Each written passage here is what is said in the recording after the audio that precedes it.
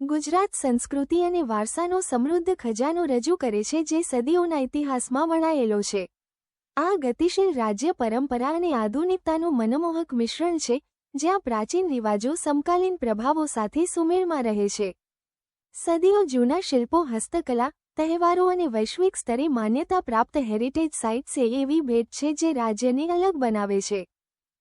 મિત્રો, આ ભાગમાં આપણે જોઈશું અને જાણીશું કે શા માટે અને કઈ બાબતોમાં ગુજરાત વિશ્વમાં શ્રેષ્ઠ અને પ્રખ્યાત છે. ગુજરાતના સાસણ ગીરમાં સિંહનું રાષ્ટ્રીય ઉદ્યાન આવેલું છે. સાસણ ગીર રાષ્ટ્રીય ઉદ્યાન સમગ્ર એશિયામાં સિંહોનું એકમાત્ર નિવાસ સ્થાન છે. ગુજરાતમાં સિંહોની હાજરી ગુજરાતને વિશ્વવિખ્યાત બનાવે છે. ગુજરાતના કેવડિયામાં નર્મદા નદી પર સરદાર સરોવર ડેમ આવેલો છે. આ સરદાર સરોવર ડેમ વિશ્વનો બીજા નંબરનો સૌથી મોટો ડેમ છે, જે ભારતના 4 રાજ્યોને પાણી અને વીજળી પૂરી પાડે છે. ગુજરાતના કેવડિયામાં સરદાર વલ્લભભાઈ પટેલનું સ્ટેચ્યુ છે. આ સ્ટેચ્યુ ઓફ યુનિટીની ઊંચાઈ 182 મીટર છે. આ સ્ટેચ્યુ ઓફ યુનિટી સમગ્ર વિશ્વમાં સૌથી ઊંચી સ્ટેચ્યુ છે. ગુજરાતના આ સ્થળની મુલાકાત લેવા માટે હજારો પ્રવાસીઓ આકર્ષાય છે. ગુજરાતમાં કચ્છ જિલ્લામાં કચ્છનું રણ આવેલું છે, જે વિશ્વમાં મીઠાનું સૌથી મોટું રણ છે, જેને કચ્છનું સફેદ રણ પણ કહેવામાં આવે છે. ગુજરાતમાં કચ્છમાં ધોરડો ગામ આવેલું છે. આ ધોરડો ગામ સમગ્ર વિશ્વમાં શ્રેષ્ઠ પ્રવાસન ગામ તરીકે પ્રખ્યાત છે. ધોરડોના સ્થાનિક સમુદાયે ગામની કાયાપલટમાં મુખ્ય ભૂમિકા ભજવી છે. સાંસ્કૃતિક વારસાની જાળવણીમાં તેમની સક્રિય ભાગીદારી અને આ પ્રદેશના કુદરતી સૌંદર્યની જાળવણીએ આ ગામને વિશ્વવિખ્યાત પ્રવાસન ગામ બનાવ્યું છે. સ્થાનિક સમુદાયની પરંપરાગત હસ્તકલા પણ પ્રખ્યાત છે. આ ધોરડો ગામમાં ગુજરાત સરકાર દ્વારા રણ ઉત્સવ ઉજવવામાં આવે છે. વિશ્વભરમાંથી દર વર્ષે હજારો પ્રવાસીઓ આ સ્થળની મુલાકાત લે છે.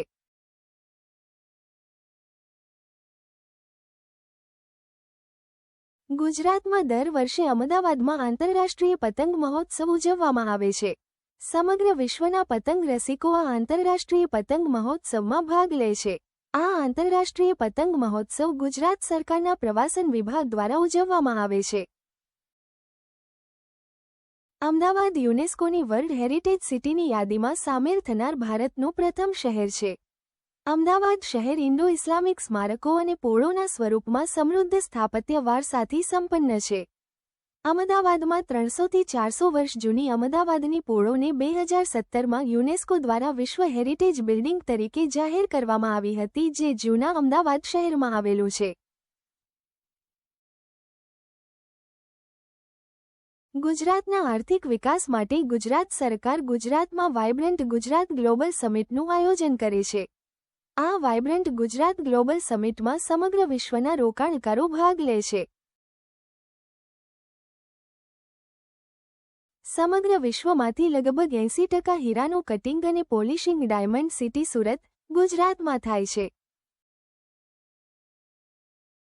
અલંગ શિપબ્રેકિંગ યાર્ડ, જે વિશ્વનું સૌથી મોટું શિપ બ્રેકિંગ યાર્ડ છે, તે ગુજરાતમાં ભાવનગર જિલ્લામાં આવેલું છે.